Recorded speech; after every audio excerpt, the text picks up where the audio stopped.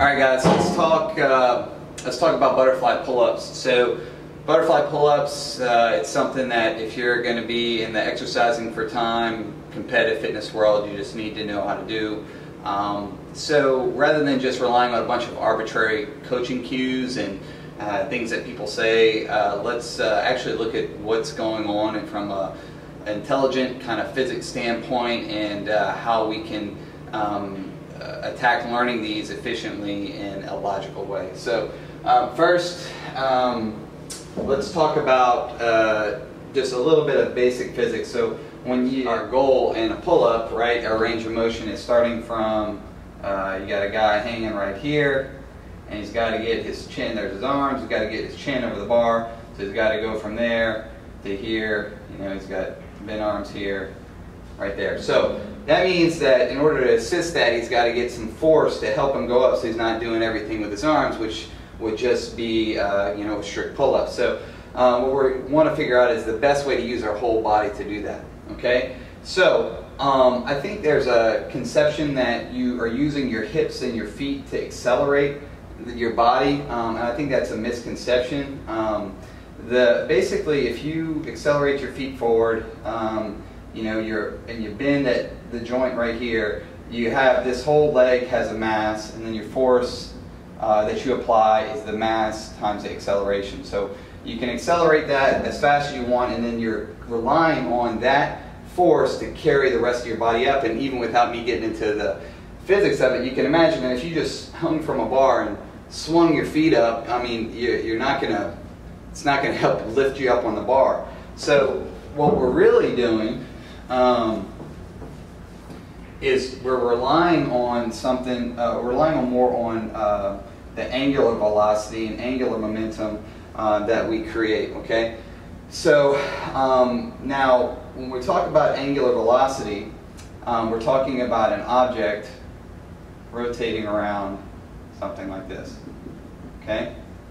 And the way to calculate the angular velocity is you have an object with a radius from the velocity, and it's going to have certain components of it, okay?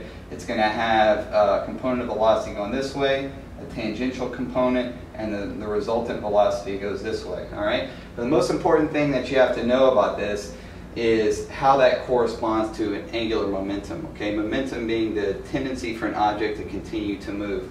So the angular momentum of an object is going to be L, which is the angular momentum, equals the radius, which is this distance, this whole distance here, okay, the center from the axis of rotation, times the mass of the object times the velocity of the object, times the tangential velocity, so this component of the velocity, okay? Now the other thing to know right here is that the thing that keeps this object moving in a circle is called the centripetal force, okay? Not centrifugal, not with the F, with the P, with the T, sorry, centripetal force, and that is the force that goes this way, okay? So you can imagine if you have something that has a continuous velocity this way that's tangential to the radius, and the only way for it to continue to go that way, tangential to the radius, is for something to be pulling it this way. Okay, it's trying to go this way, but it has a centripetal force pulling this way. So why is that important? Why am I wasting your time with that? It's important because the thing that is able to apply that centripetal force is your hands holding the bar, okay? And that means that if we're looking at this in the most simple terms, our object that we're trying to rotate is our shoulders, okay? Which is why when I teach everything down from the basics of the arch hollow, I teach you to think of your shoulders as a ball and your arms as a string. Because what we're really trying to do is we're trying to generate this momentum of swinging back and forth, okay? We're taking all this mass of our body and we're applying it right here. So we're generating momentum. We're taking all this mass that's centered around here, and with this radius right here times the velocity we generate, we're generating that momentum for this to go up. And then as you can see, if the shoulders go up, the head is always above the shoulders, unless you have a serious medical problem. Your head's always above your shoulders. So, and then that means your chin's going to go over the bar.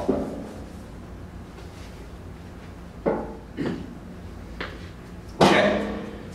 So now if we're all on the same page, what we really have to think about is the angular velocity that we create with our shoulders, creating that angular momentum to help our body, lift our body up over the bars.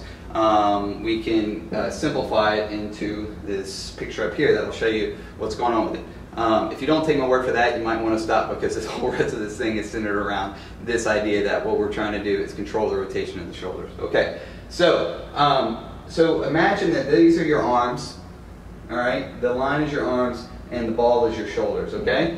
I'm going to show you is basically this is going to end up being a model for how I coach butterfly pull-ups and how I think it's the most biomechanically effective way. So your arm, you have straight arm time, okay? Which is starting from here, okay? Your shoulders are here and your arms are straight. Don't worry, I'm going to draw the body in a minute. Then your shoulders come down. All right, now again, look, so that means we have a centripetal force right here, okay, and that's because the bar is rigid and it's keeping this moving in an angular, and then we're generating this is the tangential velocity right here, we're generating an angular velocity, okay, and that allows this to continue to rotate upwards, okay, and because this has mass, that means it has momentum, which makes it want to keep going up. All right, and so your shoulders, okay, this is the shoulders, and it rotates up, but then you get to the point, as we all know, where you have to pull into the bar, and then that's the point in which you arch, and that's what gets your head the rest of the way over the bar, okay? So what ends up happening is, so this at this point, this guy's body, so these are the arms, okay? It means his head somewhere around this region, all right? And the body's going to be still pretty arched right here, okay? This is arch time, okay? So his little eyes are facing this way, he's facing this way, okay? Now he's going into hollow time. All right, the way I coach it and the way you'll see, and you know, whenever I look at high-level CrossFitters, whether they know it or not, this is what they're doing. Hollow time is generally straight arm pulling time, okay? You're rotating the shoulders around by pulling down. That's what I call lever pulling down on the bar to generate more rotation. And also you're assisting that rotation by feet come this way into the hollow from the arch, okay? Feet rise up, sends that back, okay? Assist in that velocity this way with the shoulders. So now, this guy's right here, looking this way, getting into the hollow, okay? Comes right here, okay, again, that's velocity going that way, hollow, okay? So, again, velocity this way with the feet helps the velocity of the shoulders back this way, okay? Everything continues to rise up, and you're also assisting that by physically pulling down on the bar with straight arms. And then you get to this point.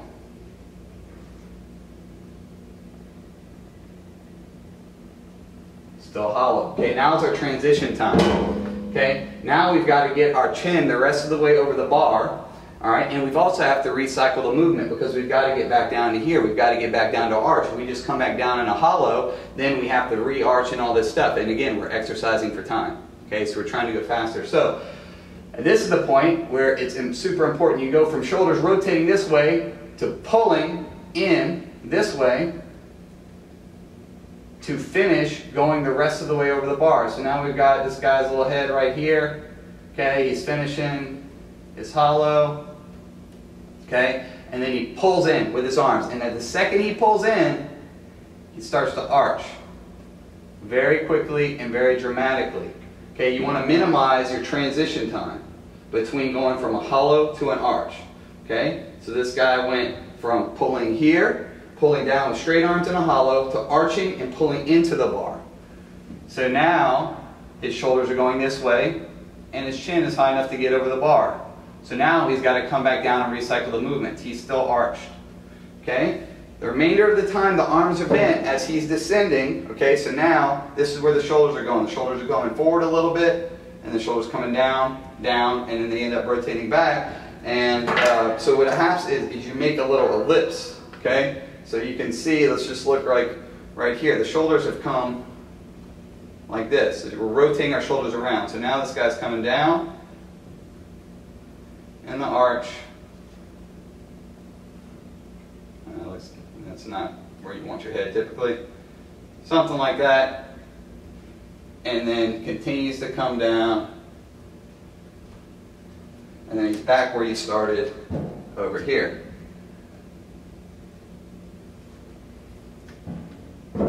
Okay? So, again, key points. Straight arm time, okay, is super important because that's the way we're rotating the body, okay? Otherwise, we might as well just be doing really jerky strict pull-ups. Straight arm pulling time right here, generating an angular momentum, okay? The feet come forward quickly into a hollow to assist that velocity of the shoulders rotating. Once you're ready to recycle the movement and get your chin the rest of the way over the bar, after you've ridden the pull-up higher, you pull in quickly and dramatically. This is the transition period, and this transition period needs to be fast. Arch quickly, pull into the bar. Then, as your chin goes over the bar, you stay in an arch as you come back down to recycle the movement. So you end up back here with the shoulders in front of the bar, ready to rotate again. Now, for a chest to bar pull-up, all you have to do is use this same technique and hold onto the hollow longer. If you hold onto the hollow longer, you rise up a little bit higher, and when you pull, the trajectory is such that you get your chest to touch the bar rather than your chin just over the bar. Alright? So that's the whiteboard time on butterfly pull-ups.